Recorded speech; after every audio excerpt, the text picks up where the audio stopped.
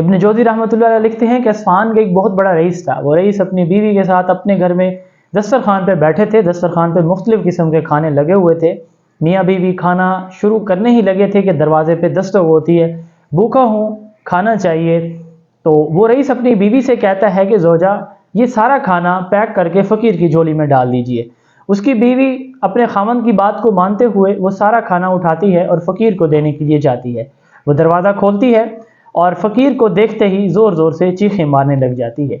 उसका शौहर भाग के जाता है, बीवी से पूछता है क्या हुआ है, आप क्यों चीख चिल्ला रही है। उसकी बीवी कहती है कि जो फ़कीर हमारे दरवाज़े पे आया है ये इस शहर का बहुत बड़ा मालदार हुआ करता था, और जिस घर में हम मौजूद हैं ये इस घर का भी मालिक था और मैं इसकी बीवी थी। एक दिन हम ऐसे ही इसी तरह दस्तरखान पे बैठे थे, खाना शुरू करने ही लगे थे कि दरवाजे पे दस्तक हुई थी कि भूखा हूँ, खाना खिलाइए। मेरा शौहर, वो साबका शौहर, उठा, उसने फ़कीर को पकड़ा, ज़ोर ज़ोर से मारा, हत्ता कि उसे लहूलुहान कर दिया। वो फ़कीर रोता चीखता चिल्लाता यहाँ से चला गया। फिर इसका सारा कारोबार सब कुछ आहिस्ता आहिस्ता तबाह होने लग गया, हत्ता कि इसने मुझे भी तलाक दे दी और ये फिर इस नौबत पे आ गया कि आज ये खुद भीख मांग रहा है। तो उसके शौहर ने अपनी बीवी से कहा, क्या मैं तुम्हें इससे भी अजीब बात बताऊं? तो बीवी ने चौंक कर अपने शौहर की तरफ देखा और कहा, जी बताइए।